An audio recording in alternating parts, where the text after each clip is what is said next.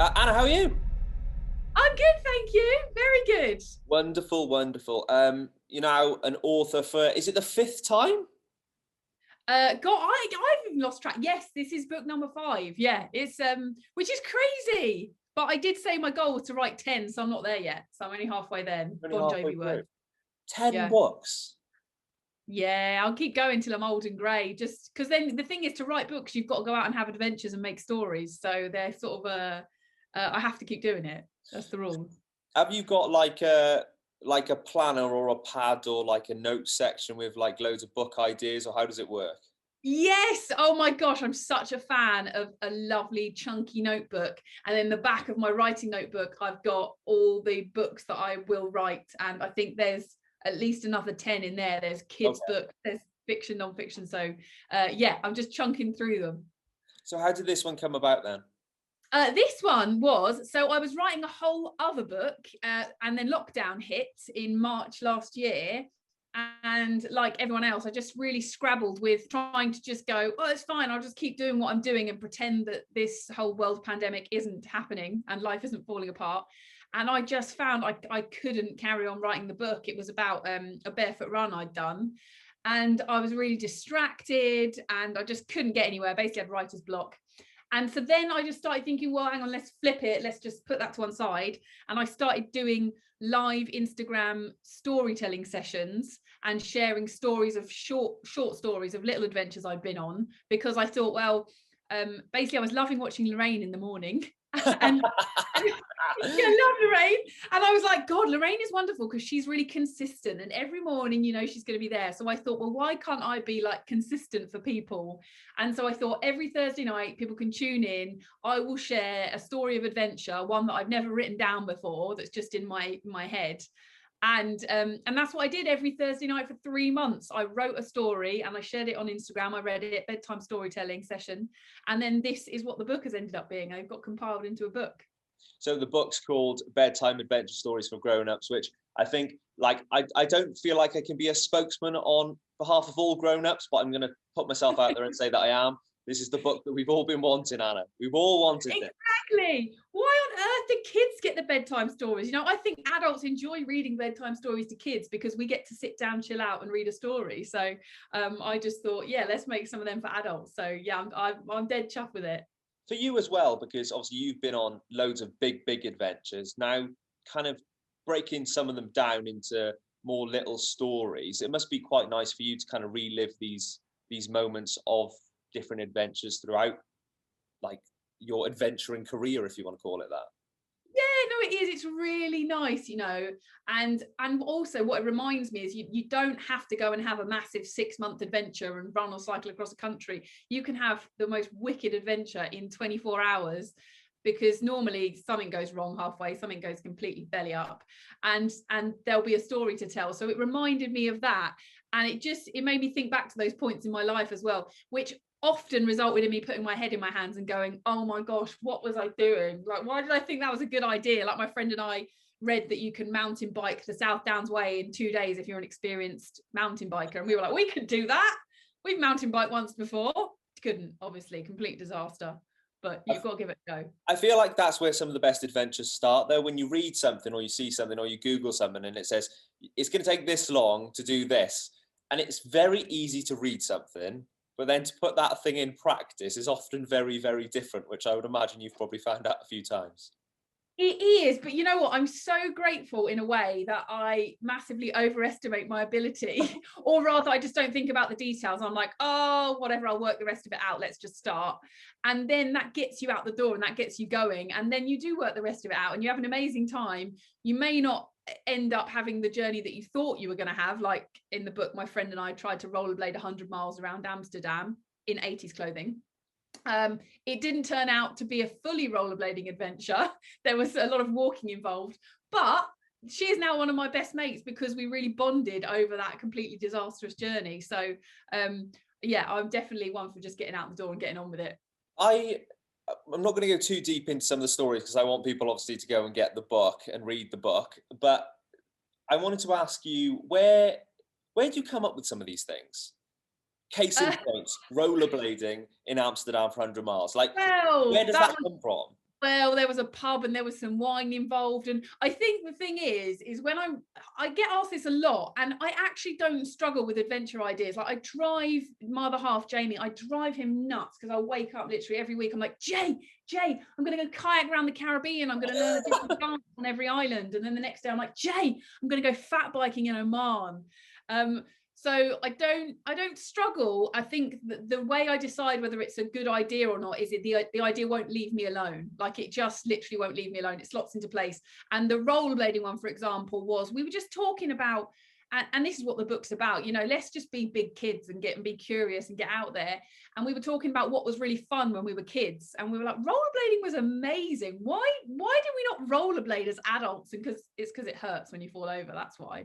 But so they normally come from conversations or a little email I'll get from like a travel company or something, and it'll pique an interest of a place in my mind.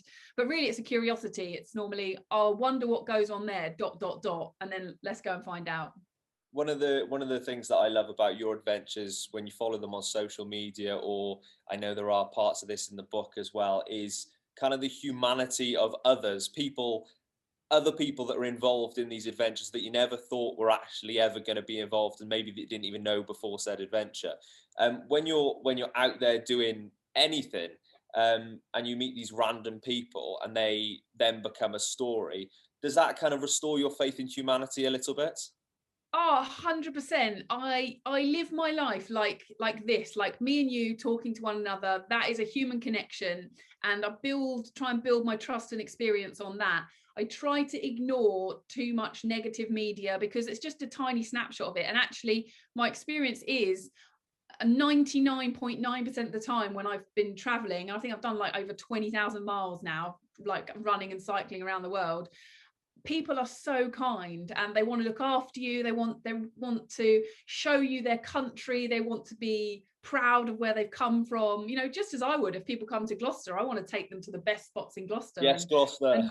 Gloucester, you know, and take them to do the cheese roll and roll a big wheel of cheese down the hill and all of that.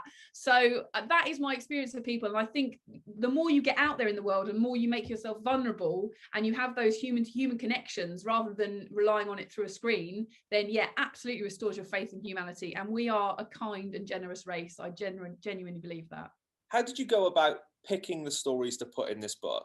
Because there is a lot of stories in that head of yours, I'd imagine, Anna. So how did you go about picking the ones, and then I would imagine cutting down some of the stuff from those stories as well? Yeah, that's the thing, because this book feels like a slip of a book compared to my other ones. It's like half the size, but I did decide to just completely trim the fat, and every story started out twice as big.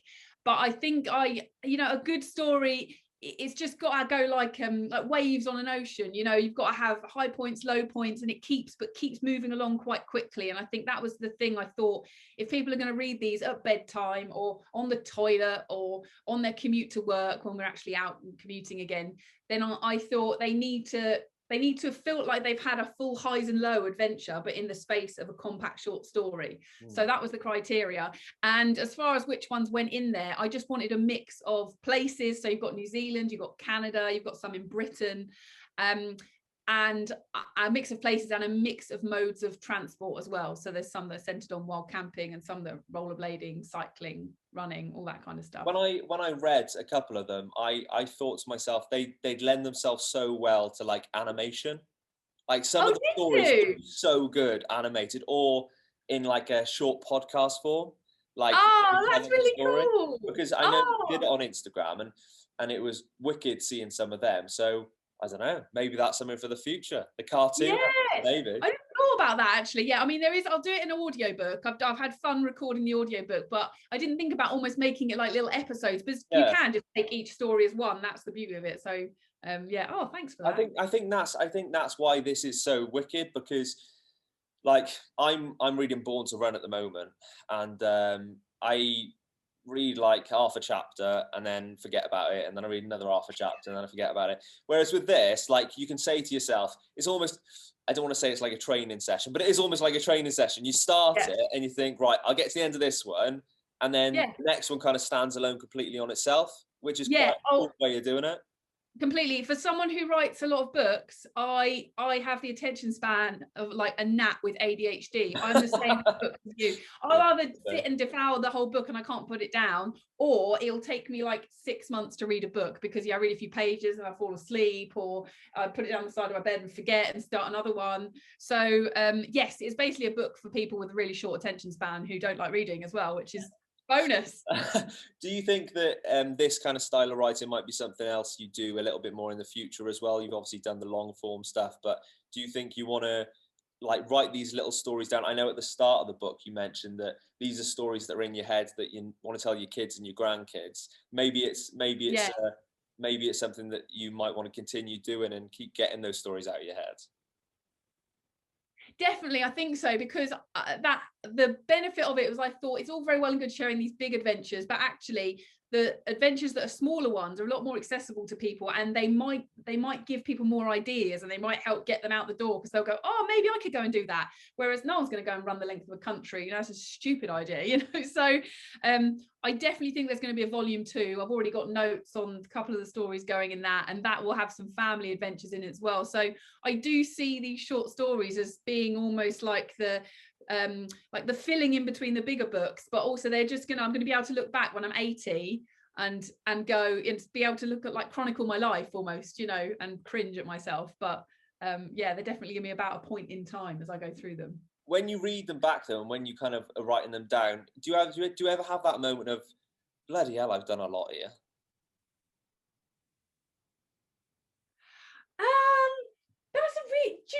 Sometimes I do have that, and I think because me and my partner Jamie, we're like life's hungry hippos. Like, do you remember the Hungry Hippo game when you were kids and you just chomp all the bits? Yeah. Well, I'm like, yeah, that's it, like that. Yeah, I was my hippo impression. But you do one thing and straight away you're just like, right, done, next. And actually taking the time to stop and reflect, and that's what lockdown was. We couldn't go anywhere, we couldn't do new adventures. And actually I stopped and I thought, do you know what, if I never did another adventure in my life, I've still got an amazing amount of stories. But I do keep wanting to do them. But yeah, every now and then I do think, I feel like I'm living life, and that's all I want from life. I want freedom, I want happiness, and I just want to look back on my life when I get to the end of it and go, that was awesome, like, what a ride. Yeah, like the back catalogue now is fairly impressive. Is there? I know you will have this list of books that you want to write, but I'm sure there's that list of adventures that you want to head on as well. Anna McNuff, the adventurer, I would imagine has been quite tethered through lockdown. Have you got anything that you're thinking about for the not too distant future? Well, not yet, because through lockdown I was pregnant and I've got a 4-month-old baby now. So basically adventure at the moment is getting through 24 hours at a time. That is the survival. I'm doing the sleep deprivation part of the adventure, not the actual leaving my house. It's good training though. It's good training. But we're all, yeah, oh guys, great training. And it's very good training about being present and in the moment as well when you got a baby. But I think we're definitely starting to form adventure plans with her and her little girl. She's called Storm, she's awesome. And then I've got some ideas starting to form of some solo adventures, but it's just going to be very different. But I do want to do a big swim one day. That is like my biceps are just gunning for it. I absolutely can't wait to do a big swim somewhere nice and warm, I reckon, like Greece. Do you think now, being a mum, it's gonna feel different going away by yourself? Oh gosh, yeah, she's forever changed my brain. There is no going back. Sometimes I'm having a shower and I'll run out the shower and I'll run into the living room with Jamie and be like, Jay, she's crying. And Jamie's sitting there playing with her and she's giggling. And he's like, she's not crying. I'm like, I can hear her crying. I can hear her in my head. And basically you just have like the phantom cry always. I'm a bit more like safety conscious now. But I do just think it's just life, isn't it? Everything changes, nothing stays the same forever. So it's just going to be this evolution of our life, and it's just going to be family adventure. So I'm definitely changed as a mama, and I'm glad I got the solo adventures out of the way and got them out of my system. She says. All right, Anna. Well, look, thank you so much for having a little chat to us. And if you get the book, that's all I'm going to say. Go get the book. When can everybody go and buy it, Anna? 13th of May is the launch date. So yes, very, very, very excited. And the cover illustration is so cool. So that I'm just in love with the cover. So just stare at it. Don't even read it. Just stare at it. The cover is incredible. That would look so good blown up on like in big, massive. Make it as big as physically possible. It's brilliant. How did you go about then picking that, or who did that for you?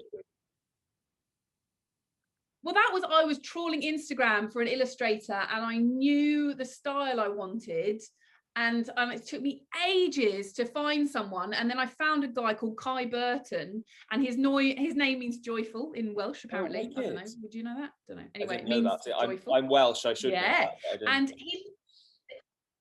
you, shame on you.